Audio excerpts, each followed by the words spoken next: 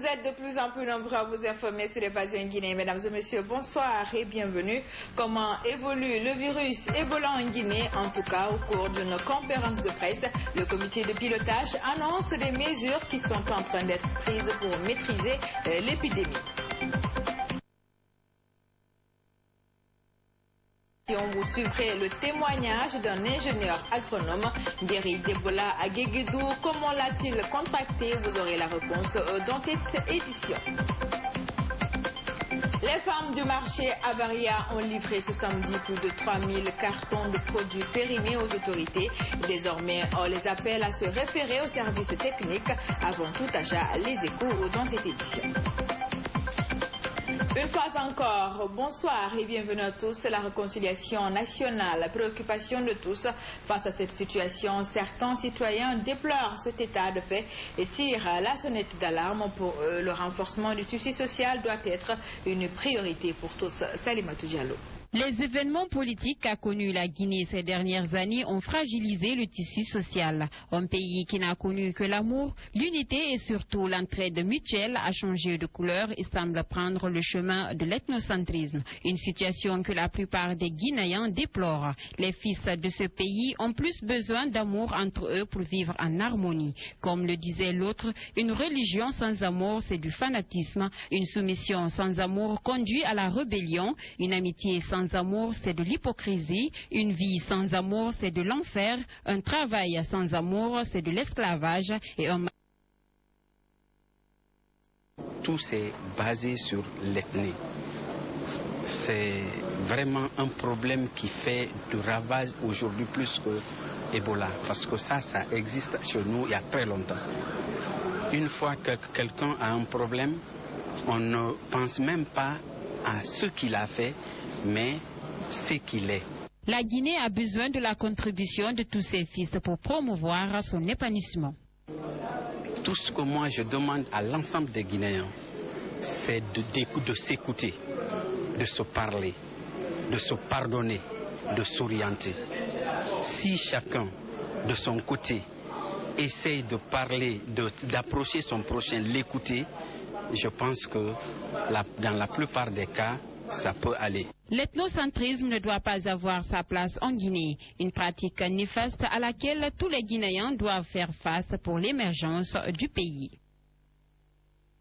Désormais, il n'est plus question de circuler à bord d'un véhicule non immatriculé en Guinée. La mesure a été annoncée vendredi dans un communiqué conjoint de la Direction générale de la police nationale et du haut commandement de la gendarmerie. Des mesures pour sécuriser les personnes et leurs biens. Parallèlement, la traque des faux policiers et les autres corps armés qui s'érigent en policiers dans la circulation sera relancée. Reportage Abdourahman Ba.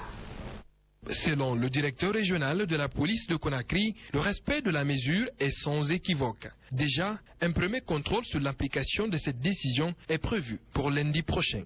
Lundi à venir, nous serons sur le terrain pour essayer quand même de faire de ce communiqué une réalité sur le terrain.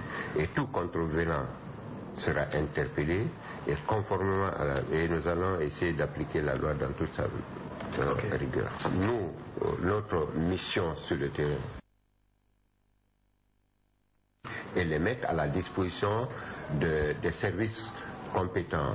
Des sanctions sont annoncées et leur application devra être suivie par la Direction centrale de la sécurité routière et la Direction générale de la gendarmerie routière. Sur le terrain, les agents ont l'obligation de faire respecter la mesure, mais ils devront le faire dans les règles de l'art. Il n'est pas dit que parce que quelqu'un est en porte-à-faux avec la loi, que l'agent est permis de le faire administrer ce que lui, son vouloir. Dans le respect le plus absolu, il se met au garde-à-vous.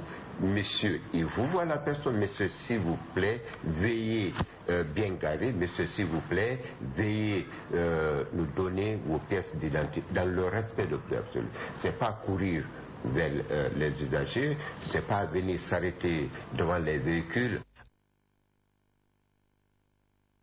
Que la traque des faux policiers et autres corps armés sera aussi relancée. Nous allons en même temps déclencher une guerre contre les faux policiers de la routière qui continuent à venir sur la voie publique et à s'ériger en agent de la routière pour faire du n'importe quoi. Que ce soit les agents qui quittent les commissariats urbains, les commissariats centraux pour venir faire la routière alors qu'ils n'ont pas le droit, ils n'ont pas compétence à le faire.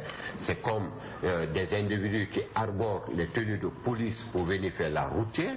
Tout contrevenant, tout individu qui arbore une tenue et qui n'est pas policier, qui sera pris, sera purement et simplement interpellé, procès-verbal dressé et conduit, présenté au procureur de la route. Le directeur général de la police de Conakry a appelé au respect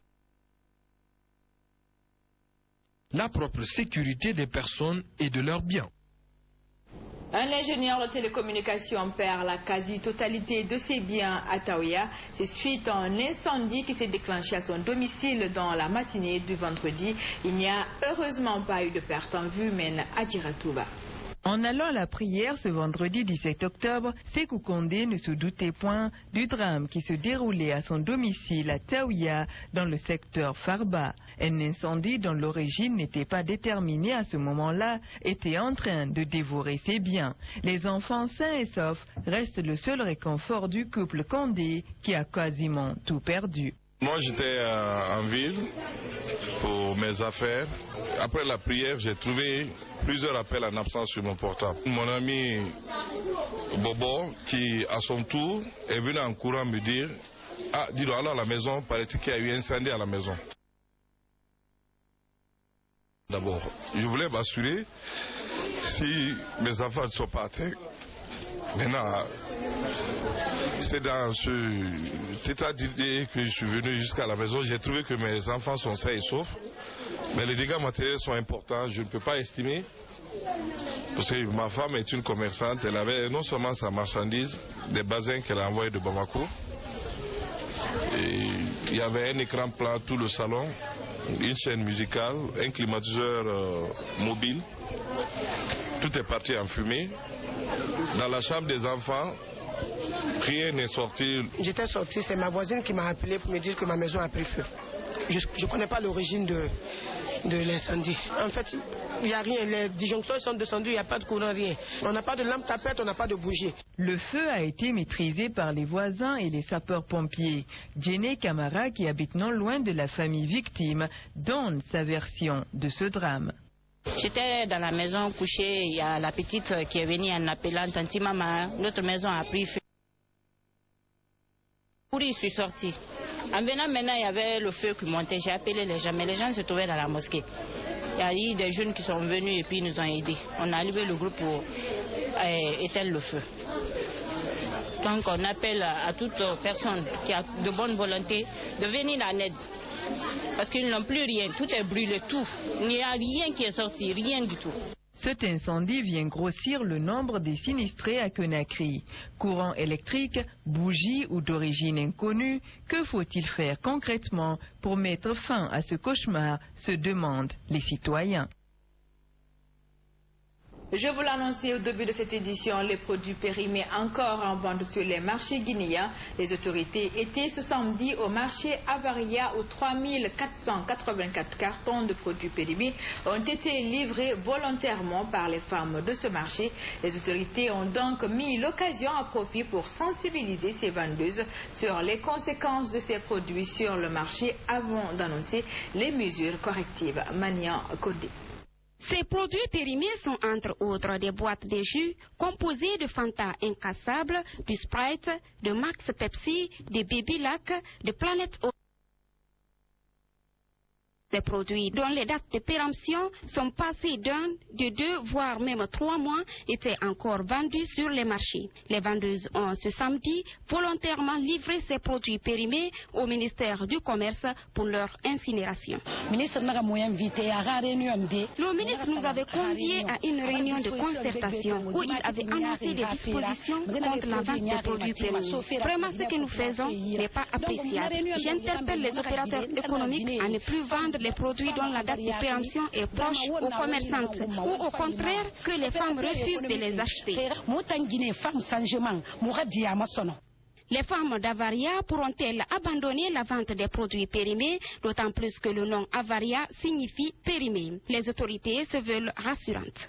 Désormais, le marché Avaria, Avaria veut dire ancien, périmé, inconsommable, change de nom pour être le marché du changement. Autant les femmes inciseuses ont déposé les couteaux, poser l'avarie. Satisfait de ce comportement des femmes d'Avaria, le ministre du Commerce a affirmé que le combat à outrance engagé contre la vente des produits périmés sera mené sur toute l'étendue du territoire national. Déjà, au niveau des préfectures de Fria, de Boké et de Guékédou, il y a eu des saisies très importantes de produits alimentaires périmés. Et nous avons aussi formé plus de 60 jeunes non postés de notre département sur l'hygiène alimentaire qui vont aussi être affectés dans ces localités pour continuer la même sensibilisation. Donc la seconde phase, c'est la répression, mais il faut d'abord sensibiliser. Cette lutte contre la vente des produits périmés devrait permettre de protéger les consommateurs guinéens. Mais pour y arriver, les autorités sollicitent l'implication de tous et de chacun en vérifiant la date de péremption de tout produit. Vendeuses qui sont en général analphabètes, Marc Yombuno compte rencontrer dans les prochains jours les opérateurs économiques. Eh bien, il faut dire que cette lutte contre les produits périmés est menée par le ministère du Commerce en collaboration avec l'Office national de contrôle de qualité. La direction de ce service invite les femmes à se référer aux services techniques avant l'achat de tout produit de consommation destiné à la vente. Ces produits, nous les avons trouvés avec les femmes d'Avaria. Elles ont accepté de mettre ces produits à notre disposition tout en nous demandant pour ne pas perdre leur marché et que les produits, elles n'ont pas acheté ces produits périmés avec les opérateurs. Elles ont acheté ces produits avant la date de péremption. Mais elles n'ont pas pu écouler ces produits. Donc les produits se sont périmés entre leurs mains. Donc aujourd'hui, il faudrait penser d'abord, elles, à les faire comprendre que désormais, avant d'acheter un produit qui a une date de limite de consommation proche, il faut qu'elles pensent à se référer aux services techniques.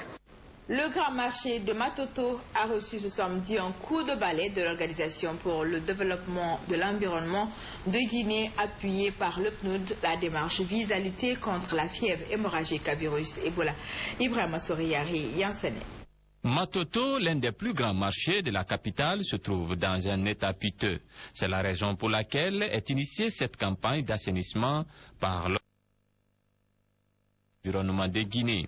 La démarche vise à lutter contre l'épidémie de la fièvre hémorragique à virus Ebola. Vous n'êtes pas sans savoir qu'actuellement, il y a la maladie épidémique à virus Ebola qui prévaut et disons que c'est une source aussi qui provient de la saleté. Donc nous avons essayé d'initier cette campagne d'assainissement dans le but de contribuer à la lutte contre Ebola, pour freiner la propagation de l'épidémie Ebola. Donc nous avons initié ça en collaboration avec PNUD. Balais, pelles et râteaux en main, ces femmes et hommes semblent déterminés à rendre propre ce marché. On a vu que le marché de Matoto est très important pour l'être humain. Avec la campagne d'Ebola, on a souhaité de venir aujourd'hui assainir le marché Matoto pour au moins qu'on respire bien en voyant de passage le marché Matoto. Tu n'as pas envie de dire que tu es dans la capitale. Nous lançons un appel au gouvernement de venir à notre aide. Il faut signaler que l'insalubrité de la ville de Conakry demeure toujours, ce qui ne donne pas une bonne image à la ville. Le comité de riposte à Ebola a animé une conférence de presse ce samedi à la Maison de la Presse. Objectif, faire le point sur l'évolution de l'épidémie en Guinée. Selon le comité, le bilan ne fait que s'alourdir et des mesures sont en train d'être prises pour maîtriser la propagation du virus Ebola. Idiatou Diallo pour le reportage. La fièvre hémorragique à virus Ebola continue son petit bout de chemin en Guinée. À la date du 17 octobre, la Guinée a enregistré 1495 cas, dont 887 décès. En une semaine, le bilan s'est alourdi. 1263 personnes sont considérées comme des cas suspects, dont 696 décès, 191 cas probables, dont 191 décès et 41 cas suspects. Le nombre des cas hospitalisés dans les différents centres de traitement sont les suivants. Guékédou, 56 cas sont hospitalisés, dont 51. Macenta, 29 cas, dont 09 confirmés et 20 suspects sont aujourd'hui hospitalisés. À Conakry, 66 cas, dont 45 cas confirmés et 21 cas suspects sont hospitalisés.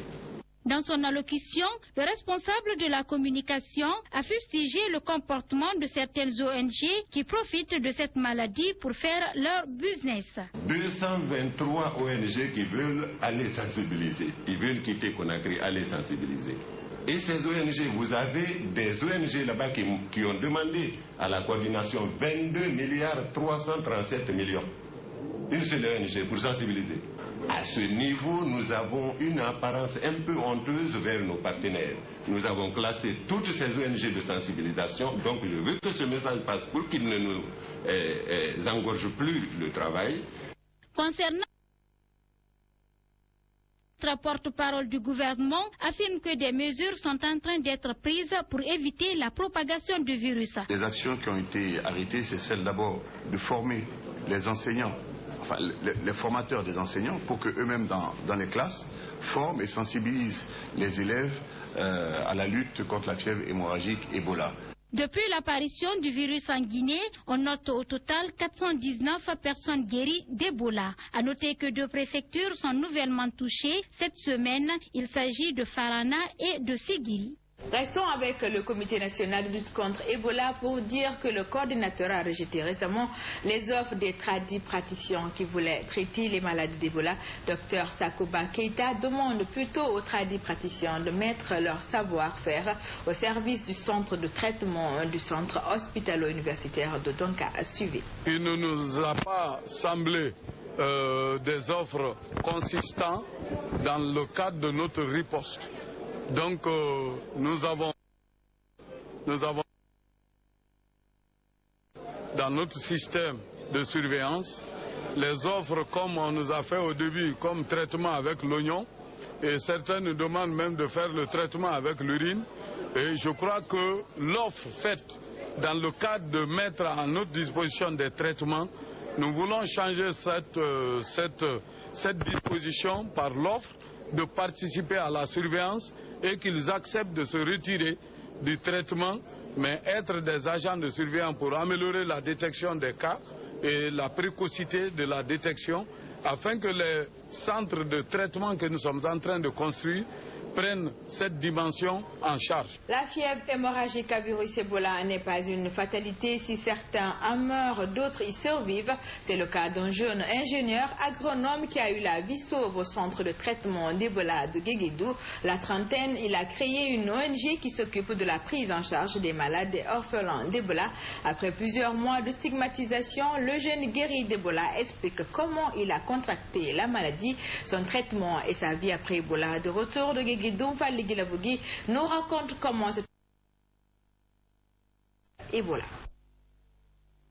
Le virus Ebola a emporté la plupart des parents de Savate Messadouno. La trentaine a contracté la maladie lorsqu'il était au chevet d'un de ses proches qui y a succombé. Il était auprès d'un malade.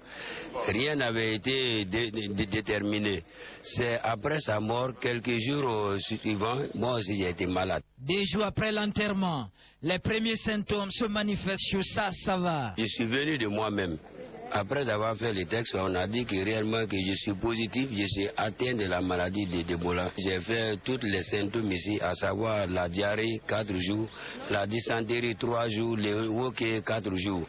admis au centre de traitement d'Ebola de Guékédou. Ce malade qui était sans espoir est sorti guéri après plusieurs semaines de traitement. Il y avait le SRO qui m'a beaucoup aidé. On donnait le paracétamol, y compris certains comprimés que je voyais, mais je ne pouvais pas faire l'identification. Guéri, Sassava est rejeté par ses propres parents et stigmatisé par ses voisins.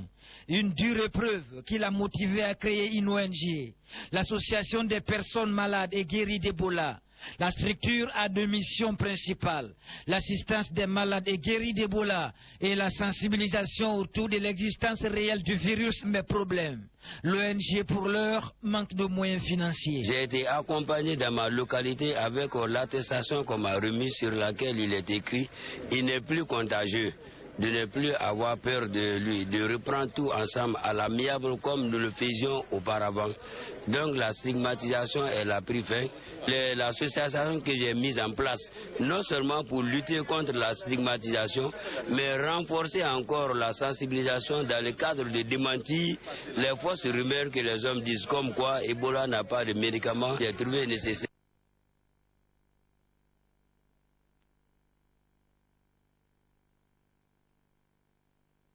Des femmes qui viennent avec leur bébé. Après les textes, on dit que la femme elle est positive. On ne peut pas l'admettre avec le nouveau-né. Nous, on reprend directement l'enfant pour que l'enfant, son suivi soit fait ici. Mais pour que le bébé soit à l'abri de tout, on préfère uniquement que les hommes qui sont guéris s'en occupent. Parce que nous, comme on le dit, ce n'est pas pour se vanter, c'est les chercheurs qui l'ont dit. Nous sommes immunisés. À Sandia, Wendekenema, le virus redoutable a décimé des familles entières. Les enfants des victimes vivent dans une situation exécrable. À Benou, il y a eu 20 décès communautaires qui sont tous positifs. Après, parmi les décès, là, il y en a qui ont 10 orphelins à la maison, il y en a qui ont 20. Il y a tellement d'orphelins à Sandia, on ne sait pas comment faire. Et les enfants ont l'âge d'aller à l'école et n'ont pas de soutien parce que les papas sont décédés, les mamans sont décédées. Maintenant, il faut que l'autorité préfectorale et nationale voie ces cas. Venu sensibiliser les populations de la zone forestière sur l'existence réelle du virus Ebola, le ministre du Commerce a offert aux orphelins et malades du centre de traitement d'Ebola de savons des vivres et une enveloppe symbolique. Ce don, c'est pour encourager les efforts de quelqu'un qui avait été atteint par la maladie d'Ebola, et avec l'appui de tout le corps médical ici, MSF, Croix-Rouge et le corps médical guinéen, il est sorti guéri. Il a créé une association parce qu'il a constaté lorsqu'il était malade, il y a des personnes qui venaient, qui décédaient, des femmes et qui laissaient des enfants. Même les parents biologiques qui restent ont peur d'accueillir ces enfants. Pour ça, Savateme Sadouno, Ebola n'est pas une fatalité. Elle se guérit très vite dans la mesure où l'intéressé lui-même, il se rend très tôt dans la salle de prise en charge et qu'il soit rassuré qu'il sera guéri, qu'il se mémorise en rappel de nous qui sommes aujourd'hui guéris. Nous sommes au nombre de 200. Nous sommes répartis dans les différentes préfectures. Mesdames et messieurs, ainsi prend fin cette édition d'information à tous. Merci de l'attention. Excellente suite de programme à notre compagnie. Bonsoir, où que vous soyez à travers le monde. Nous revoir bien sûr sur www.groupeevasionguinée.info.